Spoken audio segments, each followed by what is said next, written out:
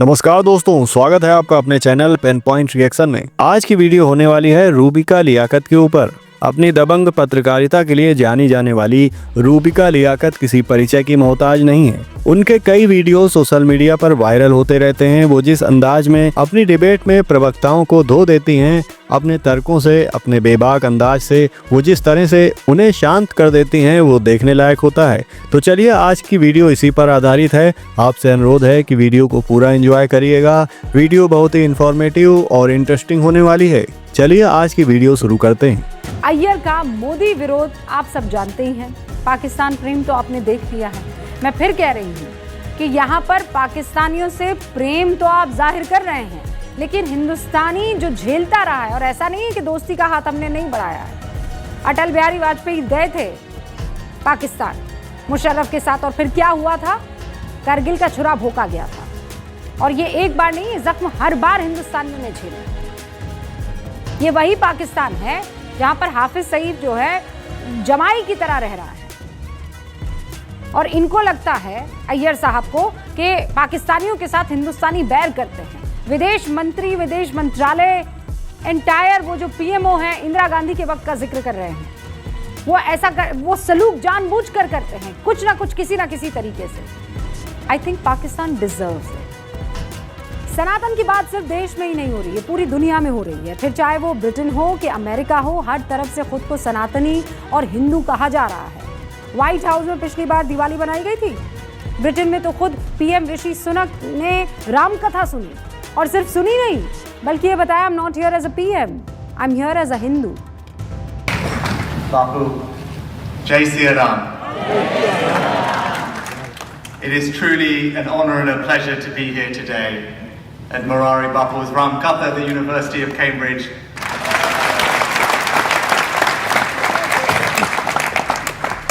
Bapu, I'm here today not as Prime Minister, but... अब आप सोच रहे होंगे हो क्या रहा है। प्लीज इसे ये मत समझिए कि चारों तरफ जो है जबरदस्ती प्रेशराइज किया जा रहा है। सनातन की खूबसूरती को समझिए और इसे धर्म से मत जोड़िए। 16 अगस्त 1946 को मुस्लिम लीग ने डायरेक्ट एक्शन का नारा देकर बंगाल में दंगे शुरू कर दिए। 19 अगस्त 1946 तक 4 दिन के अंदर ही कलकत्ता में कम से कम 4000 लोगों की मौत हुई, जबकि 15000 से ज्यादा लोग घायल हुए। बंगाल से शुरू हुई दंगों की आग में देखते ही देखते पूरा हिंदुस्तान जलने लगा। कई शहरों में दंगे भड़कने लगे, बेगुनाह लोगों की जान गई। तब के कलकत्ता के बाद सबसे करीबी बड़ा शहर था पटना, और यहाँ भी दंगों की आग पहुँच गई। सितंबर 1946 में पटना में दंगे भड़के, कम से कम 14 लोगों की मौत हुई, 200 से ज़्यादा घर जला दिए गए। 27 अक्टूबर 1946 को चटगांव के नोआखली में दंगे भड़के। 6 नवंबर 1946 तक इन दंगों में कम से कम 5000 लोगों की मौत हुई, जबकि द स्टेट्समैन अखबार की तब की एक रिपोर्ट के मुताबिक यह आंकड़ा 10,000 से ज्यादा था। सवाल यह है कि हिंदुओं के देवता, उनके आराध्य भारत के अलावा किसी और देश में पाए जाते हैं क्या? अगर हिंदुओं को अपने किसी आराध्य की पूजा करनी हो तो वो किस देश में जाएगा? फर्ज कीजिए आपका हिंदू साथी आप खुद हैं, आपको अपने आराध्य की पूजा करनी है, तो आप किस देश जा सकते हैं? क्या वो अमेरिका जाएगा, कनाडा जाएगा, जापान जाएगा, दक्षिण अफ्रीका जाएगा, या दुबई जाएगा? कहाँ जाएगा? हिंदुओं की सरजमी और उनकी सनातनी संस्कृति यहां नहीं, जमीन पर नहीं, जहां इस वक्त मैं खड़े रहकर आपसे बात कर रही हूं, तो कहां है? हाँ। हमें तो अपनों ने लूटा, गैरों में कहाँ दम था, मेरी कश्ती वहां डूबी जहां पानी कम था। अरे ये हिंदू ही ऐसे हैं जिनकी वजह से जो मुस्लिम आक्रांता हैं आकर यहाँ पर हमारे मंदिर तोड़ गए, और तब का इतिहास जो चला आ रहा है वो वर्तमान में भी ऋषि जैसे लोग हैं उसको खूब चला रहे हैं। पर अनिला जी एक सेकंड सुनिए, प्रेम जी मैं यहाँ एक बात क्लियर करना चाहती हूँ। अनिला जी नहीं, वो एक बात आपको पता है, ये हाजिक साहब यहाँ पर बैठे हुए हैं, वो शेर जो है वो मेरे लिए भी पढ़ सकते हैं। फिर तो हाजिक साहब कहेंगे कि ये मुसलमान ही हैं। रूबिका लियाकत देखिए यहाँ पर हिंदुओं की पैरोकारी करती नजर आ रही हैं। पत्रकार है। ठीक आप है, तो बैलेंस्ड हैं, आप गलत को गलत और सही को सही करती मैं हैं। बैलेंस की बात नहीं कर रही हूँ। आप यहाँ पे हिंदू मुसलमान करने से बचिए, मैं तो दलीलों की बात कर रही हूँ। यत्र नार्यस्तु पूज्यन्ते रमन्ते तत्र देवता, यानी जहां औरतों की पूजा होती है वहां देवता बसते हैं, और जहां औरतों की पूजा नहीं होती वहां हैवान बसते हैं। और उन्हीं हैवानों ने मणिपुर में जो किया है उससे पूरे समाज की रूह कलंकित है। और आज मैं दुखी भी हूं और गुस्सा भी है। यह गुस्सा एक महिला होने की वजह से ज्यादा है। क्यों हमारे खिलाफ हो रहे अत्याचार को सरहदों में बांट जाता है? मणिपुर पर अगर मैं सवाल करती हूं तो राजस्थान पर सवाल क्यों नहीं करती हो, यह पूछा जाता है। राजस्थान पर सवाल पूछती हूं तो मणिपुर क्यों भूल जाती हो?